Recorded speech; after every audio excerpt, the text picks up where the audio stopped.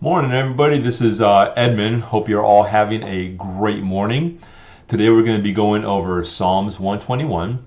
This is the second in a series of 15 Psalms, which has the prefix title, A Song of Ascent, which basically means just a song that climbs to a peak. Something else interesting is that the Hebrew word shemal, which means to keep or to watch or to preserve, appears 6 times in this psalm. Let's read it. A song of ascent. I will lift up my eyes to the hills, from whence comes my help. My help comes from the Lord, who made heaven and earth. He will not allow your foot to be moved. He who keeps you will not slumber. Behold, he who keeps Israel shall neither slumber nor sleep. The Lord is your keeper. The Lord is your shade at your right hand. The sun shall not strike you by day, nor the moon by night. The Lord shall preserve you from all evil. He shall preserve your soul. The Lord shall preserve your going out and your coming in from this time forth and even forevermore. So let's break this down. Verse 1, a song of ascent. I will lift up my eyes to the hills. From whence comes my help? So he's asking a question here, but it's just a rhetorical question because he's going to answer that next, following. So my help, verse 2, my help comes from the Lord. So he just answered the question, who made heaven and earth. So the psalmist is saying that his help comes from the Lord, and our help comes from the Lord. We need to remember Romans 8:31. If God is for us, who could be against us? God is always helping us. He's always there.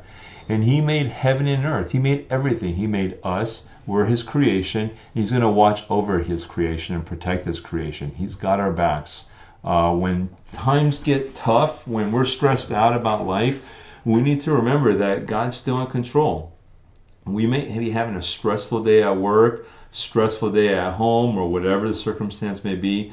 We always have to remember that God's in control. He's never going to not be in control. And in verse 3 says, he will not allow your foot to be moved. He's not going to allow us to make a choice that's going to let him lose control. Even though we might make a foolish choice, he'll let us make that foolish choice, but he's still going to be in control. And he's going to use that foolish choice most likely to teach us something. He's not going to allow us to make a foolish choice that will allow him to lose control. He's always got control. In the second part of verse 3, he who keeps you will not slumber. So this is the first time we see the word shemal, keeps you. He who keeps you will not slumber. So the Lord doesn't rest. He's always awake. He doesn't sleep. He's always there to help us. Day or night, we could always come to him in prayer and ask for anything, really.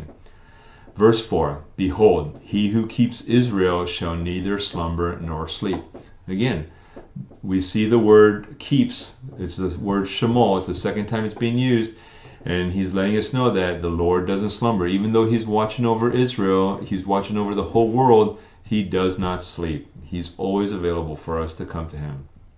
Verse 5, the Lord is your keeper. Third time we see that word, keeper, the shemal in the Hebrew.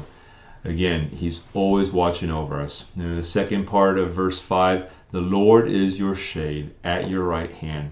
So in the Middle East, getting in the shade was pretty important because of the burning sun. So he's basically saying the Lord is our protector. He's shadowing us everywhere we go. So regardless if we're at home or if we're at work or if we're at church, he's shadowing us. If we've put our faith in him, he's there for us every second of the day.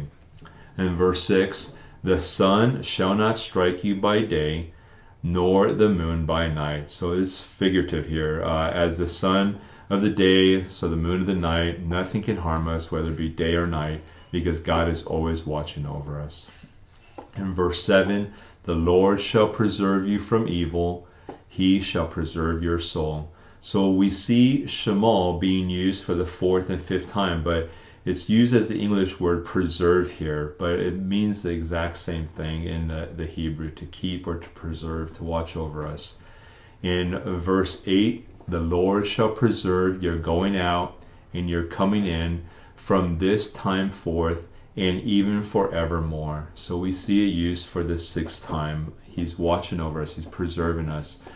You guys, the same word is used 6 times. You know, the psalmist is trying to tell us that the Lord's always there for us. He's going to keep watch over us. He's going to preserve us. He's not going to allow us to do anything that he's not going to be able to control. We need to trust him with all things. We need to trust that he's there to watching over us and protecting us all the time, you guys.